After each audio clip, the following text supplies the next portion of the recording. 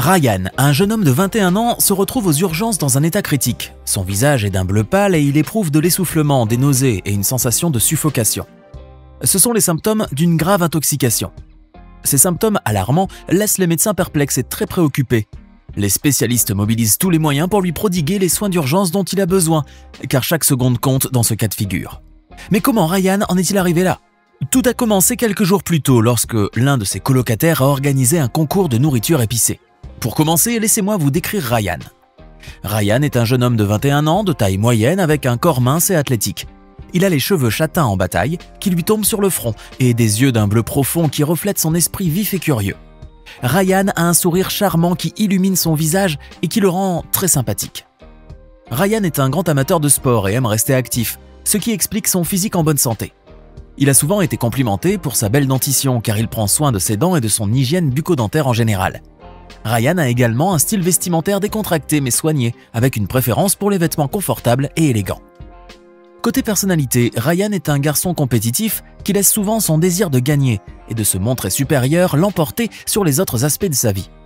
Cette compétitivité malsaine peut causer des tensions dans ses relations et amitiés, car il a tendance à toujours vouloir être le centre d'attention et à prouver qu'il est le meilleur, même lorsque cela n'est pas nécessaire. Son attitude compétitive peut aussi le pousser à prendre des décisions impulsives et dangereuses sans tenir compte des conséquences potentielles pour lui-même et pour les autres.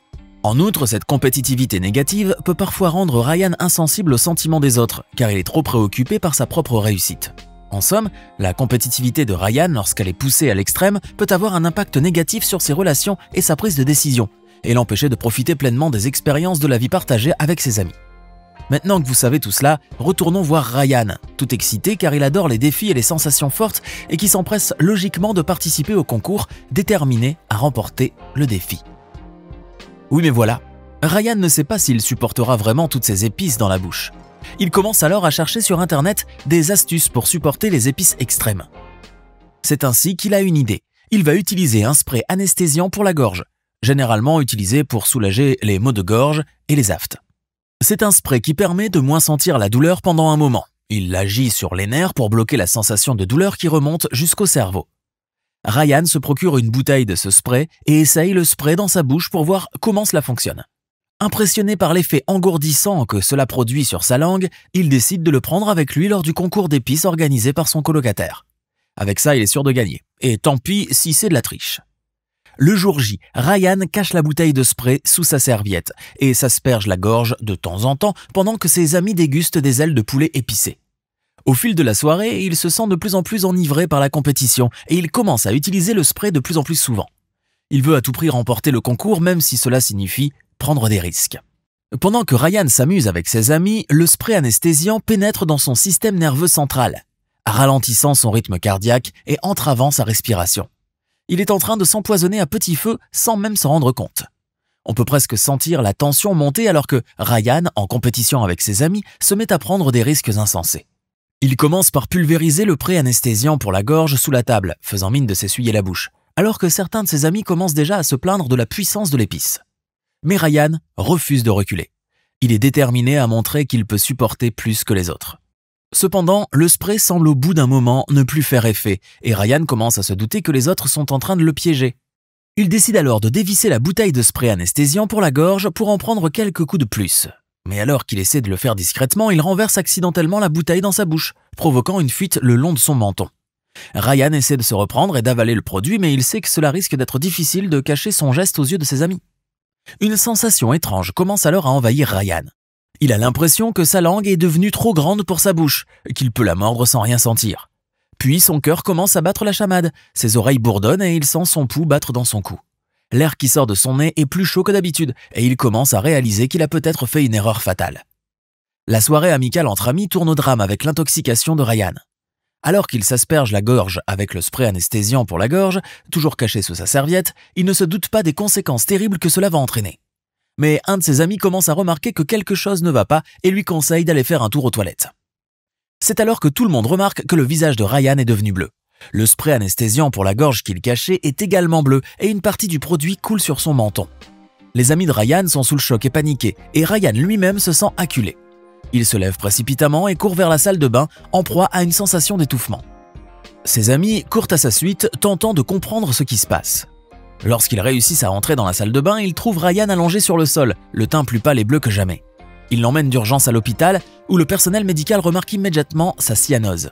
Cette couleur bleu-vert indique un manque d'oxygène dans son sang, ce qui est extrêmement préoccupant. Les médecins commencent rapidement à lui administrer un supplément d'oxygène, mais la situation reste très grave. Au fil des heures, il devient évident que l'oxygène ne suffit pas à résoudre le problème. Les lèvres de Ryan deviennent bleues, peut-être à cause du colorant alimentaire présent dans le spray anesthésiant pour la gorge. Mais cela n'explique pas pourquoi son teint reste cyan. Pire encore, Ryan ne réagit plus, ce qui laisse penser que quelque chose se passe dans son cerveau. La situation est devenue critique et tout le monde est sous le choc. Ryan a pris des risques inconsidérés pour gagner ce défi entre amis et en paye maintenant le prix fort. Dans l'atmosphère tendue des urgences, Ryan est pris en charge par l'équipe médicale, soucieuse de comprendre ce qui lui arrive. Il lui installe un oxymètre de pouls pour mesurer la saturation en oxygène de son sang. Un indicateur vital pour comprendre la situation critique dans laquelle il se trouve. Soudain, les résultats de l'oxymètre révèlent que l'hémoglobine de Ryan ne transporte pas suffisamment d'oxygène. L'alarme se déclenche dans la salle et les médecins comprennent que son cerveau est en grave danger. Ils procèdent à un prélèvement de sang artériel pour l'analyser et découvrent d'énormes quantités d'oxygène dans son sang. Alors que les médecins cherchent à comprendre le mystère qui se cache derrière les résultats contradictoires, ils réalisent que l'oxygène est bien présent dans le sang de Ryan, mais que ces globules rouges ne parviennent pas à le retenir. Le coupable, l'hémoglobine, qui est censée transporter l'oxygène grâce au fer qu'elle contient. Une révélation frappe les médecins. Ryan souffre d'anémie, une condition qui provoque une altération de l'hémoglobine. Cette modification de l'hémoglobine empêche le transport adéquat de l'oxygène dans le sang, mettant la vie de Ryan en danger. Mais quelle en est la cause? L'ingrédient actif du spray que Ryan a utilisé, la benzocaïne, pourrait être la réponse. Utilisée comme anesthésique locale pour engourdir les zones douloureuses, la benzocaïne interfère avec les signaux électriques transmis par les nerfs. À une dose normale, elle atténue la douleur sans causer de problème, mais Ryan en a consommé bien plus que recommandé. La structure chimique de la benzocaïne est la clé pour comprendre les problèmes de Ryan. Le fer, utilisé pour les fonctions normales du corps, est présent sous forme d'ions chargés électriquement. Or, le fer peut avoir différentes charges électriques, ce qui le rend spécial et explique les difficultés rencontrées par Ryan. Le jeune homme, désormais entre les mains des médecins, doit faire face aux conséquences inattendues de sa quête pour supporter l'épreuve épicée qui l'attendait.